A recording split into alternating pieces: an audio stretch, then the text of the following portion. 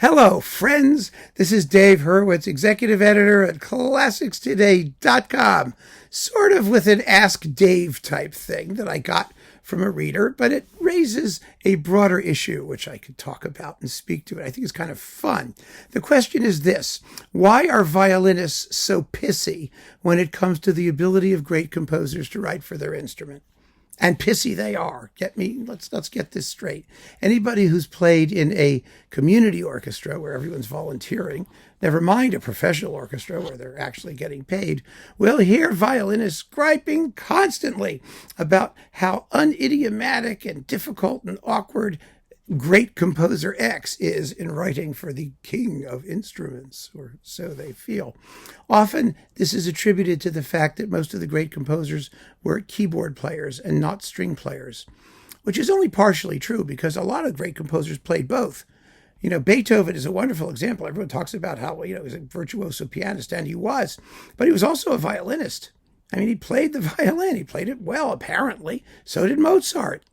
Haydn played both violin and keyboard. They weren't professional caliber, but they knew how to make notes on those instruments, and they knew what fingerings were, and they knew how to write for them. And yet their music seems to be notoriously awkward for the violin. So let me read to you what this viewer wrote. As a string player, he writes, there is a short list of composers who are just abysmal to play, precisely because of how awkward it is to play. I wonder if anyone else has a similar view, but one of the absolute worst in this regard was Beethoven. Well, Beethoven said so. Beethoven was like, what do I give a damn about your stupid violin when I'm inspired? That was Beethoven. He writes, and I think it applies to his violin sonatas and the scale studies masquerading as a concerto as well. Ooh, that's a loaded one, isn't it? Other honorable mentions include Brahms, Liszt, and Tchaikovsky. Actually, they are all probably worse than Beethoven. As a general rule, if the composer was primarily a pianist, you'll be in for trouble when playing one of their orchestral works. Well, that is just not true. I think it's fascinating, actually, that string players and professional string players and orchestras can say things like that. I really do. I'm not talking about how awkward, some of these keyboard people were. I mean, they were, I know. But my experience has been that the string people are even worse. The ones who are good, the ones who are any good. I mean, the issue is this: why is it that string players, good string players, well-known string players, write such awkward violin parts and such fabulous? Let's look at a few. I mean, let's take Dvorak. Dvorak was a violist and a violinist. He also played the piano quite well. He was also an organist. I mean, most great composers, they did all of that stuff. And he was, a very good string player. I mean, he played in the Prague Provisional Orchestra for decades, years and years and years, and certainly knew his violin writing. And yet, when I was in my little community orchestra at Johns Hopkins University, I would say to the conductor, can we do a Slavonic dance? Can we do anything by Dvorak? Why is it we're only playing, this? She said, oh, no, Dvorak is so difficult. It's impossible. It has all of these awful string crossings. Do you know what string crossings are, for those of you who are not violinists? String crossings are when you have to jump from one note to the next note, and the only way to finger it is if you have to go from one string across another string to the string after that, or way after that. And that's awkward. It is awkward. It's awkward because, you've got to not accidentally hit the strings in between, and you're moving around on the fingerboard there. Generally speaking, good violin writing. See, you have to understand, violins have 4 strings, right? You've got a G, a D, an A, and an E, right? G, D, A, and E. And there's a tremendous amount of overlap in what notes they can play because they're only a fifth apart from each other. And so as you go up on the G string, you're finally going to get to a D, right? G, A, B, C, D. That D is the same D as the open D string. You're never supposed to play on open strings in violins, by the way, or at least not unless the composer tells you to. So then you're a D. And after that, after D, you've got E, F, G, A, B, C, all that stuff. you have a bunch of notes which are the same for the G string and the D string. I mean, you can go up actually as far as you want, and they're going to be the same after that. But then you're going to hit A, and that A on the D string is going to be the same as the A string's open A, and the A on the G string is the same as the A string's open A. So all of this possibility of doubling notes as you go higher on the strings allows you, theoretically, to play complete scales without having to skip over any strings, unless you've written something which doesn't allow you to do that. And composers do it all the time. So Dvorak is full of naughty string crossing. So we couldn't do Dvorak. That was a no-no. Then there's Sibelius. Sibelius was a virtuoso violinist. I mean, he didn't have a career as a virtuoso, but that's where he was headed. He really understood how to write for violin. And there is no composer whose symphonies will clear the violin section faster than Sibelius, especially in a community orchestra. String players hate Sibelius. Why? Because he gives all of his thematic invention to either the cellos or the woodwinds, mostly. Violins, here and there. They do tremolos, like this endlessly. It's tiring. It's exhausting. Or they do ostinatos, like that. Think of the opening of Pochula's Daughter. The violins are doing that for like weeks, and the oboes are comporting with the tune. Ya da da da da, ya da da da da da da da da da. The strings are going. Or on Saga. It's even worse. Sibelius was a violinist, and his violin writing is miserable for violins. When I was in New York Symphonic Arts Ensemble, which was previously the NYU Doctors Orchestra, actually, they attempted Sibelius's Third Symphony, and they didn't survive the experience. When I was there, they were still recalling the horror of having to play Sibelius's Third, which is, 25 minutes long and a pellucidly clear neoclassical masterpiece. But it's hell for the strings. So, that's Sibelius. He's another one who was a string player. Nielsen was a fine violinist. He was a fine violinist. I mean, he played in the Danish, the opera orchestra there for all those years. And just see what violinists think of his music. Oh, my God. It's that hack and burn crazy violin passage work. In the Inextinguishable, the finale of the fourth,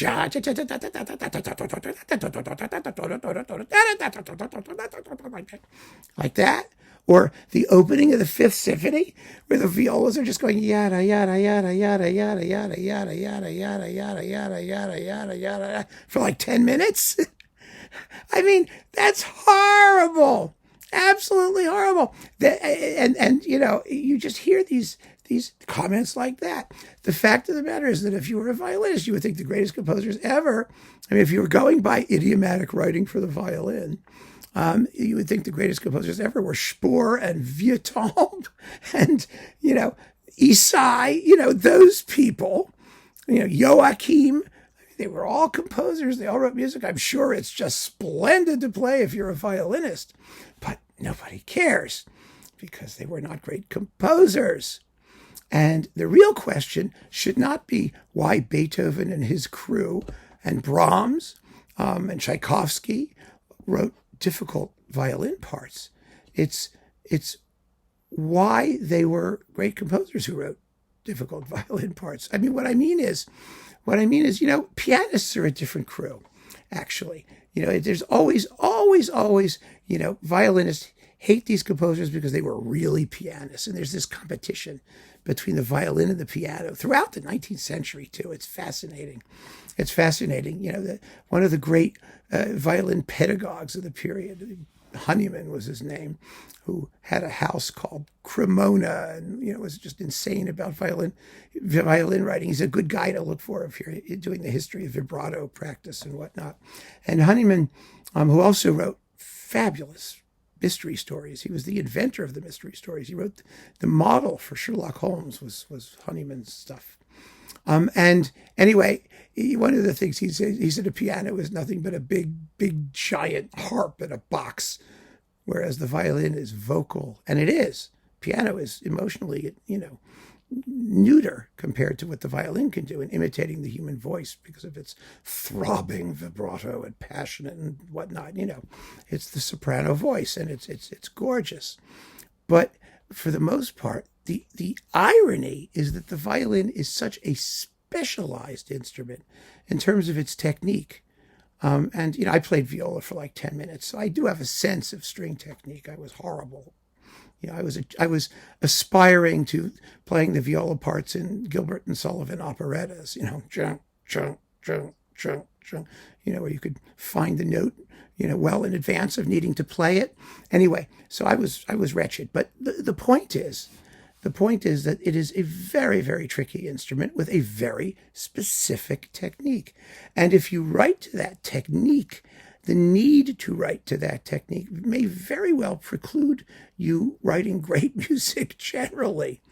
It's a possibility. It becomes all technique, all technical. You do nothing but care about what's easy for the instrument, and you lose track of what the music itself wants. Because the truth of the matter is, violinists everywhere, that you can play any note you want on the violin, and everyone should be able to play any note the composer asks for that's on the instrument whenever they ask for it, period, exclamation point. And you just have to deal with it. That's your problem, not the composer's. There are things that you can do that are impossible. You're not supposed to do things that are impossible. Richard Strauss famously wrote some notes for the violin in Der Rosenkavalier that actually aren't on the instrument at all. That happens. Composers misjudge. They can be, truculent and want to get revenge on their string players. But anyway, I'll never forget, we were doing, in my little community orchestra, we were doing the Rimsky-Korsakov Christmas Eve Suite, because we did all kinds of interesting and unusual repertoire, because I was in charge of the repertoire committee. Ha ha! And, it's beautiful. It's a lovely work. And there's a lot of busy work for the violins. They're doing a lot of rhythmic stuff, galloping, because in the opera, what's his name? He's traveling, with the devil, on a broom or something. I don't know, like he's flying around. So you've got flying around music. There's also the Polonaise, just fabulous music but there's also lots of trills, for the starlit music. Ya, da, da, da, da, da. None of which is melodic. And I remember the concert mistress coming up to me and saying, Rimsky-Korsakov didn't understand anything about orchestration. And I went, huh? You didn't know how to write for the violin. I went, huh? But that was how they felt. My experience has been that violinists, unless they have the tune, believe that no composer knows how to write for the violin. And, so the question was, can I do a series of talks about, the composers who were, the best at writing, idiomatically for the various instruments, when we were talking about great orchestrators? And the answer is no, I can't, because I don't play every instrument. I don't know what it takes to write for every single instrument. I know what sounds good, and we know who the great orchestrators are, but they could be great and they could be miserable writers for the violin idiomatically, or any other instrument. They could write notoriously awkward parts. Bruckner wrote notoriously awkward string parts. Absolutely terrible. I remember when the Baltimore Symphony was doing Bruckner's Sixth.